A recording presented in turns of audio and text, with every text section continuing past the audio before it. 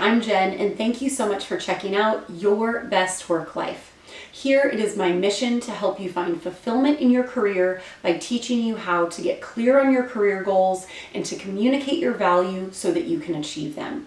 If you are watching this on my website, liveyourbestworklife.com, thank you so much for visiting. Please be sure to subscribe to my email newsletter so you stay in the know on all my behind the scenes tips, tricks, and best career and professional development advice. If you are watching this on YouTube, make sure to subscribe and turn on notifications so you are made aware every time I release new content. Today, I want to talk about how to get career clarity.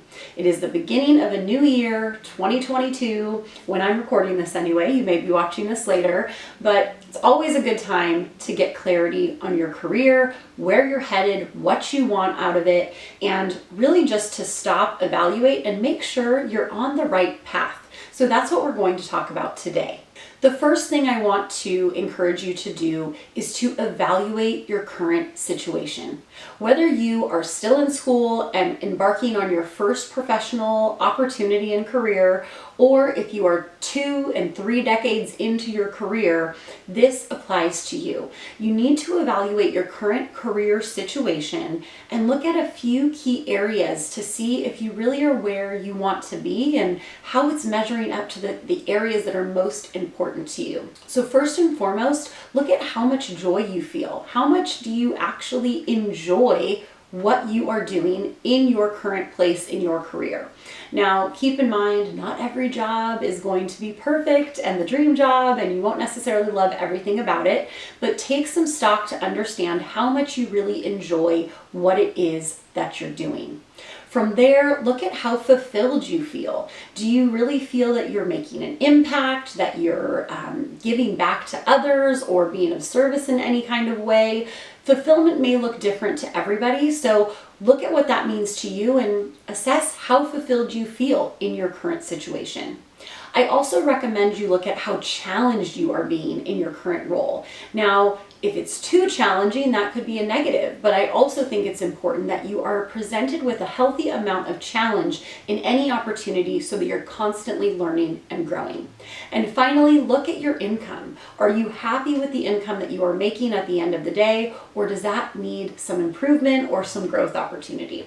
So those are some key areas that I recommend you evaluate to really measure and get a sense of where you are and what might need to change. Number 2, once you've finished that evaluation, really identify what you want to do more of. What do you love? What do you enjoy? What hits those 4 boxes in a positive way that we were just talking about that you can target to do more of in your next move, whether that be finding a new job, getting a promotion, applying for a different type of opportunity within your existing company. The options are endless, and it's going to be very unique to your situation, but really identify what you want to do more of. From there, number 3, I recommend you identify what you want to do less of. In this evaluation, hopefully you're identifying those areas that get you excited and make you feel grateful for what you're doing, and then maybe identify those areas that you're not so grateful to be responsible for or to have to do on a regular basis. So get clear on those things that you want to do less of. From there, I want to encourage you to do some brainstorming and some research. Based on your current evaluation and the things that you want to do more and less of, do some research to find some career paths, job opportunities, or organizations that lend themselves to those things that you want to do more and less of. Lastly, I want you to map out your career path.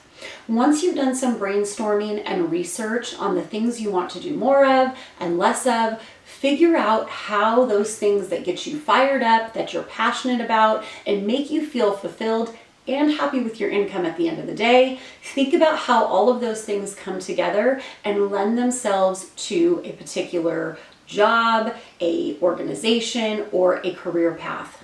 Now, oftentimes, depending on how lofty or different those goals are compared to where you are, there may be several steps involved. But by having a mapped out path of where your career is headed, it equips you to start down that path as efficiently as possible and to empower you to feel like you are equipped to actually accomplish those goals and really have a fulfilling and rewarding career.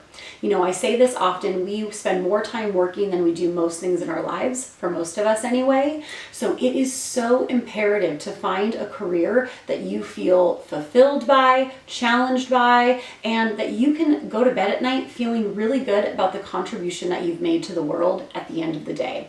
So I really hope that you can take the time to go through these steps to get clarity on your career so that you are finding fulfillment in the remainder of 2022 and as you continue to progress and move forward throughout your life.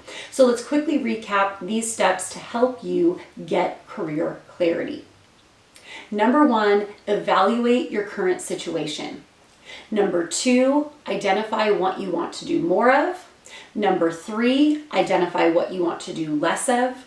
Number 4, do some brainstorming and research to figure out how those things lend themselves to a career path.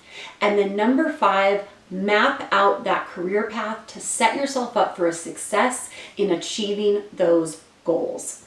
And if you are someone who is setting all new goals and you're not really sure where to start, check out my video from last week on how to start strong. It's 5 steps to start strong in 2022. Check that out to kickstart you in accomplishing these goals and pursuing the career path of your dreams to help you find that fulfillment at the end of the day. Thank you so much again for taking the time with me today. Again, make sure that you're subscribing to my newsletter on my website, liveyourbestworklife.com, so you're not missing any of my latest tips and tricks. And if you have questions, comments, or feedback on what I've shared today, please leave it in the comments below. I would love to respond. And make sure that you're sharing this with anyone else who might find it beneficial. I so appreciate your time today, and I'm wishing you the best in 2022. Thank you so much.